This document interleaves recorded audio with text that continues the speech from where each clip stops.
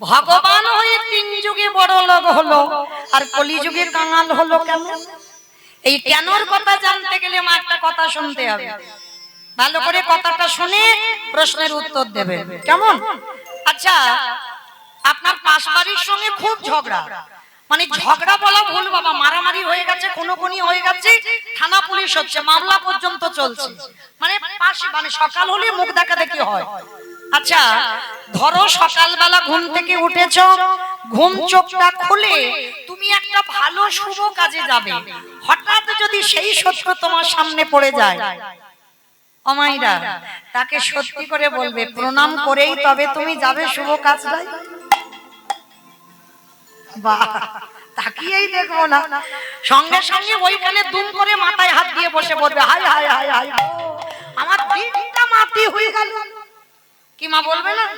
যদি বা যেত সে আবার ঘরে ঢুকে যাবে, কারণ শত্রুর মুখ দেখেছে, আর শত্রুর মুখ দেখলে আমাদের যাত্রা অশুভ হয়। কি মাইরা, এটা তো আমাদের ধারণা, শুধু আপনাদের নয়, স্বভাব। এখানে প্রত্যেকটা মানুষের ধারণা শত্রুর মুখ দেখে শুভ কাজে গেলে যাত্রা অশুভ হয়। তাহলে এটা যদি ঠিক হয় তাহলে তো বাবা মহাভারত মিথ্যা হয়ে যাবে। ভগবান মহাভারত বলো, রামায়ণ বলো বাবা, সবটাই তো জীব শিক্ষা, সমাজ গঠন করেছে। রামায়ণ বা মহাভারত সমাজটাকে গঠন করতে চেয়েছে। কি রকম? যেমন ধরুন রামায়ণের দিকে তাকিয়ে দেখেন, রঘুপতি রামচন্দ্র রাজা হয়ে কিন্তু শিখিয়েছে দেশের একজন রাজা হতে গেলে তার নীতিটা কেমন হওয়া উচিত। রামচন্দ্র রামায়ণে শিখিয়েছে। রামচন্দ্র শেখালো একজন সন্তান হয়ে একটা পিতা মাতাকে কেমন করে ভালোবাসতে হয়। রামচন্দ্র শেখালো একজন বড় দাদা হয়ে ছোট ভাইকে কেমন ভালোবাসতে হয়। রামচন্দ্র শেখালো একজন স্বামী হয়ে তার স্ত্রীকে কেমন করে ভালোবাসতে হয়। আর মহাভারত আজকের এটাও শেখালো শত্রুকে বড় জায়গা দাও। আর এখানে যত যত ভক্ত আমরা উপস্থিত আছি, যারা দাঁড়িয়ে আছো, যারা বসে আছো, আমি কীর্তনিয়া সম্প্রদায় প্রত্যেককে বলবো, আমরা যত যত জগতে ভক্ত আছি, শত্রুকে বড় জায়গা যে দিতে পারবে তা সব কাজ বাবা জয় জয়কার হবে, হতে বাধ্য, হতেই হবে। যদি বলো প্রমাণ, আমার মুখের কথা বিশ্বাস করতে হবে না, প্রমাণ তো মহাভারতে যুধিষ্ঠির মহারাজ। কি বাবা, যে পক্ষে কৃষ্ণ রয় সে পক্ষে তো অপমৃত্যু হয় না। তাহলে যাদের সঙ্গে স্বয়ং কৃষ্ণ বর্তমান, কি প্রয়োজন ছিল যুদ্ধে যাওয়ার আগে গান্ধারীর পদধূলাটা নেওয়ার? ছিল কি মা প্রয়োজন? তাদের সঙ্গে তো কৃষ্ণ ছিল, দরকার ছিল না কারোর পা ধুলা। তবু কিন্তু যুধিষ্ঠির মহারাজ যুদ্ধে যাওয়ার আগের দিন কৃষ্ণ দয়াময়কে বলেছিল, কৃষ্ণ তুমি ক্ষণকাল বিলম্ব করো, যুদ্ধে যাব সকাল বেলা, আর যুদ্ধে যাওয়ার আগে একবার আমার বড় মাকে প্রণাম করতে চাই। ভগবান চমকে উঠেছিল, অসম্ভব, যে বড় মা তোমার জীবনে মঙ্গল চাইল না, যে বড় মা তোমার জীবনে ভালো চাইল না, আর তুমি কিনা সবার প্রথমে সেই বড় মা শত্রুর পা ধুলা। যুধিষ্ঠির মহারাজ কেঁদে বলল, কৃষ্ণ হরি বল, এইটা যদি অন্য কেউ বলতো আমি মানতাম, কিন্তু তোর মুখে সাজে না ভাই। আমি জানি আমার বড় মা ভালো নয়, আমার বড় মা আমার শত্রু, আমি জানি আমার বড় মা সব সময় ঠাকুরের কাছে মানত করে কবে যুধিষ্ঠির মরবে, কবে ভীম অর্জুন নকুল সহদেব ওদের ধ্বংস হবে, আমার বড় মা সব সময় বলে।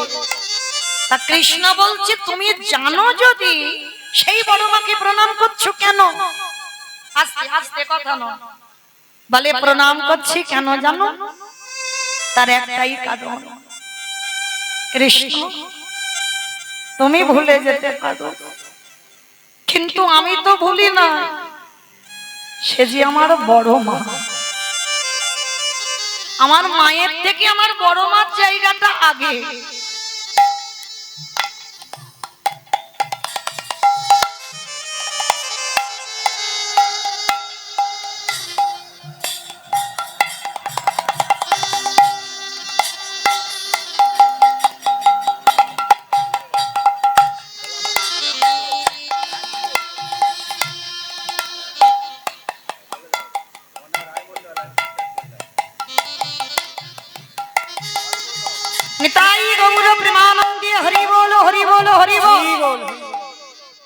আমার ভক্ত চরণে একটা নিবেদন, অপরাধ নিও না, আমি বললাম বলে কেউ যেন কষ্ট পাবেন না।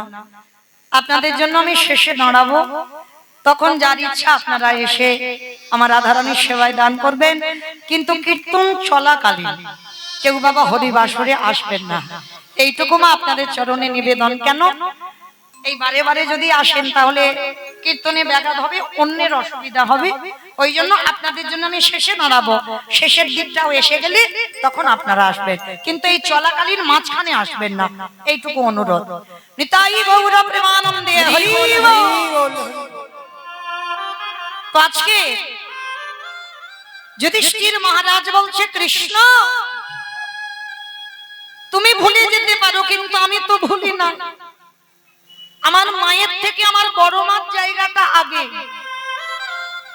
ভালো করে বুঝবেন বাবা।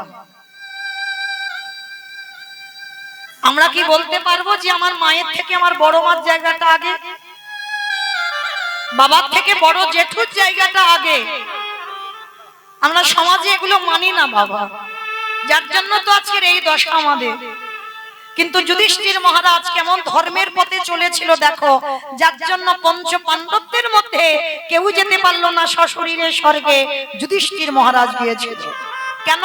তার প্রত্যেকটা পদক্ষেপ ছিল বাবা ধর্মের পথ। আর ভগবান বললেন, এ জগতে যে ধর্মকে আঁকড়ে ধরে স্বয়ং ধর্ম তারে স্বয়ং রক্ষা করে। এইবার যুধিষ্ঠির মহারাজ বলছে, কৃষ্ণ আমি আমার বড় মাকে প্রণাম করেই চলে আসবো। ভগবান বাধ্য হলো, ঠিক আছে তুমি যাও। ওরা যখন যুদ্ধে 100 জন দাঁড়াবে, আমরা যখন 5 ভাই দাঁড়াবো, তখন আমরা সব থেকে বড় শত্রু হব। তা কেন এসেছিস আমার কাছে রাত্রিবেলা? কালকে সকাল হলে তোকে তো যেতে হবে কুরুক্ষেত্রে, তাহলে আজকে দাঁড়িয়ে আছিস কেন আমার কাছে? কি চাস? বড় মা এত বড় হয়েছে জীবনে তো তোমার কাছে কিচ্ছুটি চাইনি, আজকে জীবনে প্রথমবারই একটা জিনিস চাইলে তুমি দেবে বড় মা। বল, যদি আমার কাছে থাকে, আমার শাস্ত্রের মধ্যে হয় তাহলে দেব। আছে বড় মা, তোমার কাছে আছে বলেই তো আমি এসেছি। ঠিক আছে যদি থাকে তো দেব, না ওরকম করে বললে হবে না। আগে আমার মাথা ছুঁয়ে বলো, আমি তোমার কাছে যা চাইবো তুমি দেবে। আরে বাবা মাথা ছোঁয়ার কি আছে, বললাম তুমি দেব, বল কি চাস? না ওরকম করে বললে হবে না, আগে মাথা ছুঁয়ে বলো। গান্ধারী মাথা ছুঁয়ে বলল, বেশ আমি কথা দিলাম, তুই আমার কাছে যা চাইবি আমি তোকে দেব দেব দেব। বেশ, তাহলে বড় মা তুমি ত্রিসত্য অঙ্গীকারে আবদ্ধ হয়েছ, যেন ভুলে যাব না। আর দিতে যদি হয় তুমি আমায় একটা ধনী দাও, বল কি চাস? তাহলে কৃষ্ণ কলিযুগে গৌরাঙ্গ হলো, আর গৌর হয়ে এসে নদিয়ার মাটিতে কি করছে? যাকে দেখতে পাচ্ছে বাবা ছোট বড় বিচার করছে না, পা দুটো জড়িয়ে ধরে বলছে, তোরা একবার কৃষ্ণ বল। আচ্ছা বাবা এই জায়গাটা খুব মন দিয়ে শুনবেন। কেমন? একটা 24 বছরের ছেলে 60 বছরের মায়ের পা ধরতেই পারে, এতে অসুবিধা নাই।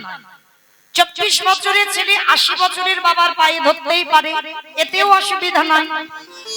কিন্তু সেই 24 বছরের ছেলে কিনা বিশ্বের স্রষ্টা মালিক ভগবান, তিনি কেন বাবা ধুলাই গড়াগড়ি দিয়ে বলছে, তোরা একবার কৃষ্ণ বল। ভগবান সত্য যুগে সিংহাসনে বসলো, ত্রেতা যুগে 14 বছর কাটিয়ে বন থেকে এসে সিংহাসনে বসলো, দাপরেতে মথুরার রাজা, বৃন্দাবনের রাজা, দ্বারকার রাজা হলো। কিন্তু কলিযুগে ভগবান কাঙাল হলো কেন? শুধু কাঙাল হলো না, লোকের দাঁড়ে দাঁড়িয়ে গিয়ে হরিনাম দিচ্ছে। শুধু হরিনাম দিচ্ছে না, যে নিতে চাইছে তাকে দিচ্ছে, যে নিতে চাইছে না তার দুটো পা জড়িয়ে ধরে বলছে কৃষ্ণ বল। কারণটা কি? তবে দেখো দেরি করো না, কেমন? যাবে আর চলে আসবে। এই জায়গাটা ভালো করে শুনবেন বাবা। গান্ধারী আপনাদের আমাদের মতো মা নয়। সবাই বলে গান্ধারী মহাভারতে খারাপ, না শুধু উপর থেকে কীর্তন শুনলে হবে না বাবা, ভিতরে যেতে হবে। যেমন রাবণ রাজা, বাইরেটা ছিল কঠিন, কিন্তু ভিতরটা তো রাবণের কঠিন নয়। মহাভারতে গান্ধারী মার চরিত্রটা ঠিক এই রকম। 100 ছেলের মা, একটা দুটো ছেলের মা নয়, 100 ছেলের মা। যুদ্ধের আগের দিন রাত্রিবেলা কৃষ্ণের ছবিটা নিয়ে কাঁদছে। মা তো এ জগতে যে মা হয়েছে,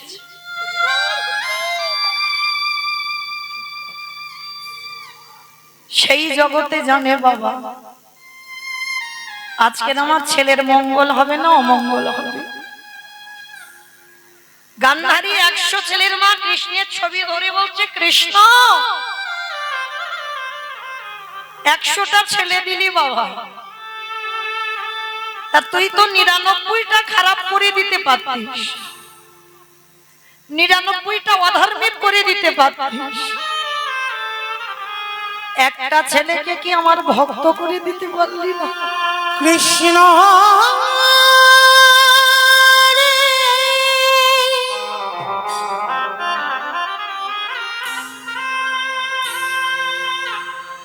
একেবারে দেখা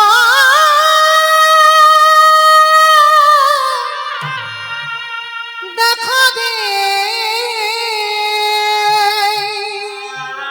কৃষ্ণ ওরে তুই নাকি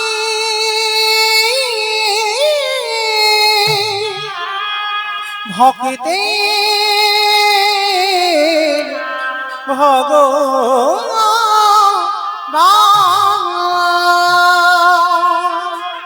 আমার 100টা ছেলের মধ্যে 99টা খারাপ করতে পারতিস।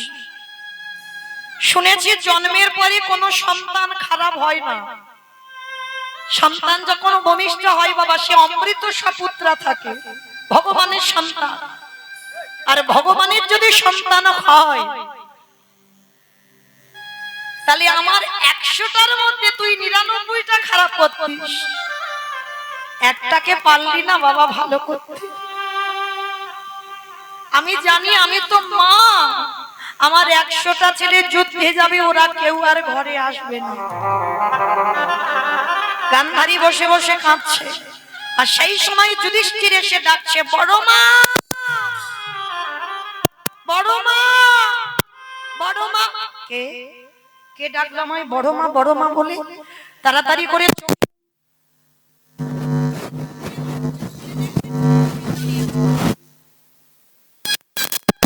শুনবেন মা, শত্রুর কেমন জায়গা দিতে হয়। সব থেকে বড় শত্রু দাঁড়িয়ে আছে। গান্ধারী দেখা মাত্র রেগে গিয়ে বলছে, কি চাস?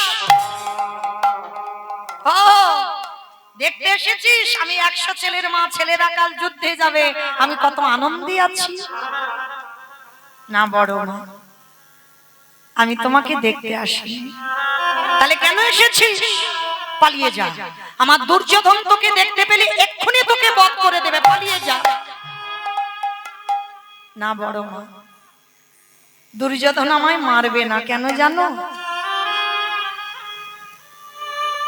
এখন আমি শত্রু হই। ভগবান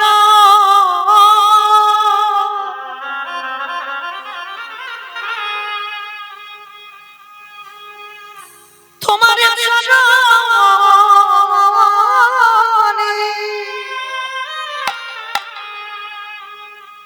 তোমার চরণে আমার একটাই নিবেদন, একেবারে তুমি আমার মাথায় কাঁধে আশীর্বাদ দাও, যেন কাল সকালে যুদ্ধে গিয়ে তোমার এই যুধিষ্ঠির মৃত্যু হয়ে যায়।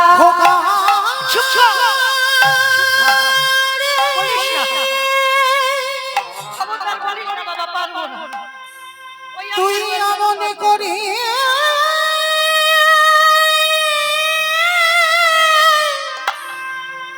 অমনি করে বলি না,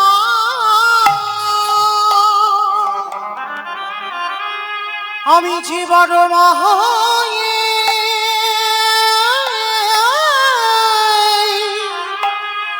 তা বলিতে পারিব